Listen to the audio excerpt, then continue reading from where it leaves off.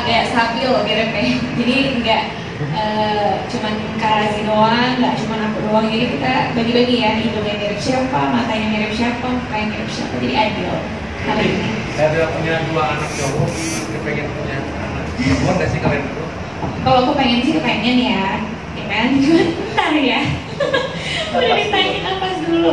Jadi kalau misalnya aku sama Karazi prinsipnya kita nggak pernah menunda atau kita nggak pernah membatasi ya sebenarnya. Jadi kalau dia masih kasih ya alhamdulillah gitu. Cuman alangkah lebih baiknya kalau memang ada juga kan. Kebaikan untuk anak dan ibunya juga ya, karena si anak juga kan butuh ASI eksklusif, terus ibu juga butuh istirahat gitu. Dan namanya beres sesar pun kemarin karena Feby masih berharap untuk normal, jadi ada waktu tuh setelah sesar sampai normal tuh minimal 2 tahun gitu. Jadi kita pun melihat ke situ gitu. Jadi kita sih berharap maksudnya anaknya itu cukup ASI lah gitu. Tapi mungkin support suami ketika persalinan seperti apa? Oh luar biasa Bapak Ibu, bicara kan. Ya alhamdulillah sih punya suami yang support banget dari awal, dari pertama yang hamil pertama juga dia support banget. Bahkan yang kedua ini alhamdulillah kan kita dapat dokter yang benar-benar komunikatif banget ya. Jadi setiap kita konsultasi bukan yang kayak 10 menit atau 15 menit gitu. Konsultasinya bisa setengah jam. Di situ tuh dokter ngejelasin banget detail, kamu tuh gini, itu tuh prosesnya ini. Jadi kita tahu dan paham gitu. Dan alhamdulillah bapak ini udah cocok jadi asisten dokter gitu. Jadi setiap konsultasi diterangin dia selalu menyerap gitu. Jadi setiap aku lagi kayak bingung di rumah, ini kenapa ya, kok rasanya kayak gini, kontrasi itu kayak gini atau apa, dia tuh bilang coba kamu ini, perut kamu ini pusatnya keras apa enggak atau segala macam. Jadi dia berusaha untuk oh iya ini aku memahami dan menenangkan aku juga. Jadi ya alhamdulillah sih, kayak kemarin juga pas di ruang bersalin karena gelombang cinta ya bilangnya ya, kontraksi itu dahsyat banget. Jadi memang harus ada yang dipegang keras gitu. Akhirnya tangannya jadi korban, tangan dan ini ya bahunya jadi korban. Tapi alhamdulillah sadar kok.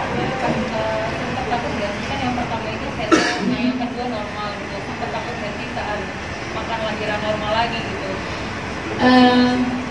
Iya sih, sebelum konsultasi kita sempat bingung dan agak pesimis sih.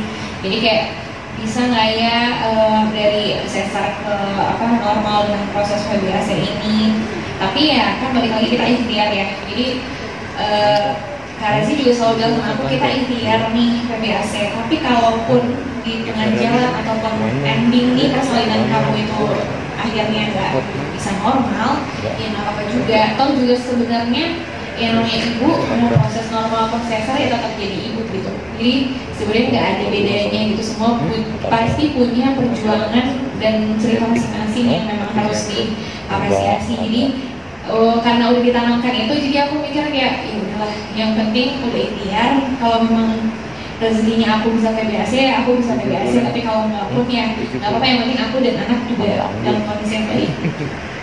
Semoga tempat ini nanti seperti apa kita hubungan sama orang lain. Oh. Alhamdulillah kan kebetulan Ali juga udah datang ya dari kemarin gitu. Jadi kita juga sudah mulai mengenalkan kakaknya ke Omar gitu ya.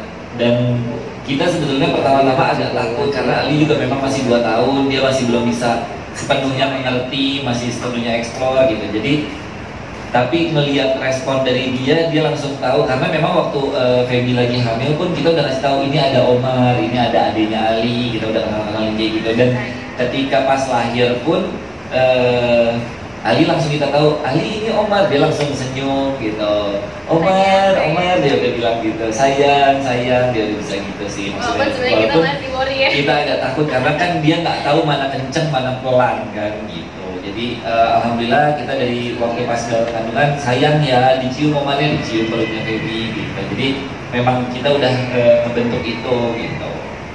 Mungkin di rumah berapa? Alhamdulillah Ali juga udah mulai bisa pindah kamar. Jadi Ali juga udah di kamarnya sendiri udah seminggu ya. Kita udah ya sedikit-sedikit lah, karena kita masih keluarga baru gitu. Jadi kita juga masih membentuk, masih belajar. Makanya saya juga sebagai sebagai bapak itu masih selalu belajar proses persalinan, masih belajar tentang mendidik anak, tentang hubungan antara kakak beradik gitu, itu tuh masih belajar gitu. Walaupun ini banyak yang saya dapatkan dari orang tua kita masing-masing gitu, kita terangkan lagi gitu Ini sih. Ramadan pertama punya bayi lagi nih. Ada jadi tantangan sendiri nggak sih buat kalian mungkin? Puasa nggak kalau gimana? Oh, udah 3 tahun nggak puasa. Udah 3 tahun nggak puasa ya, Pi, ya. Ya, apa ya, paling enaknya sih ada yang nemenin aku begadang ya, kan mereka sahur, jadi aku susuin. Terus ya alhamdulillah setiap Ramadan tuh pasti ada aja ya Ramadan. Pas nikah yang pertama kita dikaruniai anak, aku hamil. Ramadan kedua Ali udah ada, ini Ramadan ketiga kita udah ada Omar gitu. Jadi ya alhamdulillah setiap Ramadan tuh pasti Allah kasih surprise. Semoga Ramadan tahun besok mah aku istirahat dulu ya, aku puasa dulu sih. Tapi yang pasti ya happy banget karena nambah personel baru dalam keluarga kita. Terus habis itu juga apa ya selalu kangen sih momen-momen kayak gini. Jadi kita nikmatin aja sih, walaupun pasti ada capeknya, ada apanya, cuman ya berusaha untuk ya udahlah, maksudnya ini prosesnya tuh pasti sebentar kok, nggak akan lama gitu. Jadi ya nikmatin aja. Ada kejadian unik atau lucu nggak Kak selama proses misal dijambak suaminya atau apa? Ada sih di sana, oh di perjalanan ya? Di persalinannya. Oh, di persalinannya, kalau di persalinan sih nggak ada proses lucu atau apa. Jadi kemarin mungkin waktu pada saat udah mulai ke rumah sakit itu sempet waktu kita dari Bogor kita keluar yang di Papanca ya, si Gelandak situ ternyata pintu tolnya ditutup, nggak bisa keluar. Akhirnya kita keluar Pondok Indah. Pas keluar Pondok Indah mau ke arah rumah sakit tutup lagi jalan yang lain. Jadi kita pun kondisinya mana hujan deras, jalan banyak ditutup, jadi ini takut keburu lahir kan gitu. Ya agak deg-degan lah. Karena udah ngerasain bakasnya udah kayak mau ngelahirin karena nggak pernah ya, jadi kayak lahiran pertama jadinya ngerasain kayak aduh kayaknya aku melahiran di mobil gimana. Iya seru sih, maksud aku challenging banget. Dan makanya tadi aku bilang ini kayak roller coaster sih, ini kayak kehamilan pertama lagi gitu, karena beda banget nih hamil pertama sama hamil kedua, punya cerita yang berbeda banget gitu. Kami alhamdulillah dan diberi nama Omar Razi Bawazir kemarin hari Rabu tanggal 15 Maret 2023 pukul 6.30 pagi dengan berat 3,380 dan panjang 50 cm dengan proses persalinan normal alhamdulillah. Mungkin nanti lebih detail proses bersalinnya Baby yang bakal jelasin, dan mungkin nanti mau tanya-tanya boleh silahkan. Terima kasih ya teman-teman media, kakak-kakak semuanya udah hadir di sini. Ya alhamdulillah kemarin saya udah melewati masa persalinan. Kemarin sempat coba VBAC juga sama salah satu dokter kita ya, Dokter Musa Sugiantoro. Dia yang meng-guide kita lah untuk ikhtiar sama-sama melakukan VBAC ini. Jadi persalinan normal after sesar. Dan alhamdulillah Omar Razi Bawazir kemarin lahir dengan kondisi selamat, tidak kurang suatu apapun.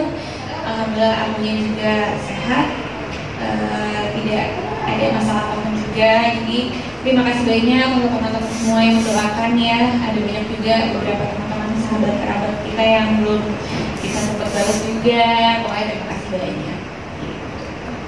Mungkin ada perbedaan nggak sih ini Kak pada saat melahirkan anak pertama dengan anak kedua ini? Iya, perbedaan sih pasti ada ya. Yang pertama kan yang pertama itu nggak ada pengalaman apapun. Terus habis itu qadarullah waktu itu tuh memang pengennya normal, cuman ada beberapa kendala gitu. Akhirnya kita memutuskan untuk sesar gitu, karena udah sempat induksi dan lain-lain nggak bisa juga. Akhirnya ya untuk menyelamatkan bayi dan ibunya juga kita harus melakukan tindakan sesar itu. Nah yang di hamil kedua ini sebenarnya karena ini normal ya, jadi ya prosesnya pasti beda. Terus habis itu ini kayak kelahiran anak pertama lagi gitu, karena kan pengalamannya pasti beda lah antara sesar dan normal. Walaupun yang pertama juga aku induksi gitu. Yang ini kayaknya lebih ya lebih roller coaster aja gitu, kayak tiba-tiba fotografi di tengah jalan, terus jadi kita harus menuju rumah sakit, ngerasain kontraksi di jalan, terus habis itu juga ya pasti ada rasa rasa takut juga dalam diri, bisa nggak ya aku melewati persalinan PBAC ini, karena kan riwayatnya juga sebelumnya kan sesar, tapi alhamdulillah ya dengan izin Allah Allah mengizinkan aku untuk lahir secara PBAC ini. Dari awal emang diniatkan untuk normal atau dari awal sih, dari lahir yang pertama juga pengennya normal ya, semuanya kayak pengennya juga normal, cuman kan pasti kalau sesar itu kan ada beberapa ada beberapa case lah atau pertimbangan dokter gitu tentang hal tersebut. Jadi ya mau nggak mau yang pertama sesar, yang kedua mau coba lagi dia bisa nggak ya dengan kurun waktu 2 tahun, kan pasti ada perbedaan pendapat ya dari berbagai macam dokter gitu. Nah alhamdulillahnya kita memang dibimbingnya sama dokter yang memang memberikan kita afirmasi positif untuk 2 tahun itu jeda yang bisa kok untuk kamu melakukan PBAC gitu. Jadi tidak menutup kemungkinan kita yang dulunya sesar terus harus sesar lagi gitu. Jadi sebenarnya bisa kok selama memang waktunya tepat, terus habis itu kondisi bayinya sehat, ibunya sehat, dan juga memang harus ada konsultasi antara dokter dan pasien kan. Jadi kayak memungkinkan nggak, karena beda-beda orang gitu, mungkin ada ketebalan rahim yang gimana atau segala macam, kita nggak bisa bedain gitu, kita nggak bisa samain. Jadi ya memang harus atas pantauan dokter sih. Proses persalinannya berapa lama Kak? Sama mungkin sama arti nama anaknya sendiri. Berapa lama ya prosesnya ya? Kita tuh sebetulnya sorenya itu tanggal 14 kita kontrol kandungan, karena kan harus CTG dulu, kan rutin tuh ya, CTG 2 hari sekali kita CTG pas sore itu ya. Dan kebetulan karena kita rumahnya di Bogor, setelah selesai CTG pun dokter menyatakan boleh kok pulang aja, yang penting picu aja dulu kontraksinya, kata dokter gitu, banyakin jalan dan lain-lain lah. Terus pulang ke Bogor sore, dan jam 9 malam itu di Bogor Feby udah mulai ada kontraksi lagi, tapi masih kontraksi yang rutin dari seminggu sebelumnya tuh hampir sama kayak gitu, tiap malam ada kontraksi ya. Tapi pada saat jam 11:30 tuh udah mulai nggak bisa tidur dan semakin kerasa lah kontraksinya intens gitu. Jadi akhirnya kita mutusin, akhirnya kita berangkat aja lagi ke Jakarta. Akhirnya jam 11:30 malam kita berangkat ke Jakarta, dan di Jakarta itu pas nyampe langsung dicek, ternyata alhamdulillah udah pembukaan 5 gitu. Dan dari pas nyampe Jakarta setengah 1 ya, setengah 1, dan alhamdulillah 6.30 lahir prosesnya gitu. Alhamdulillah cepat sih ya.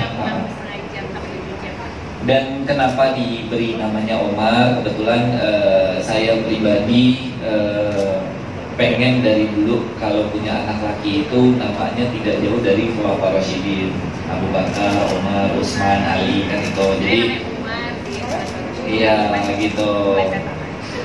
Jadi biar agak sedikit kekinian, akhirnya dikasih namanya Omar bukan Umar. Tapi tujuannya adalah ke sana. Ini udah booking gitu sih, bijaksana, dan dia bisa ambil keputusan yang benar dalam kondisi yang salah. Itu sih maksudnya kita berharapnya itu.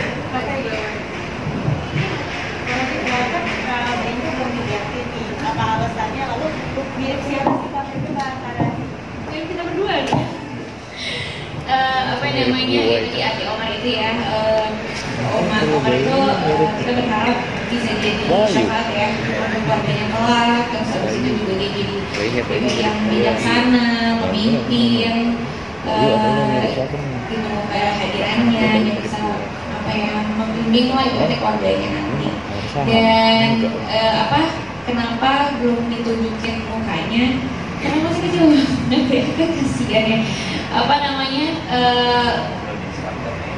Iya, kalau kita sih kan beda-beda ya, orang ada yang mau langsung publish, mungkin ada yang mau ditahan dulu, atau mungkin karena kain atau apa segala macam. Jadi kita menjaga itu sih, menjaga untuk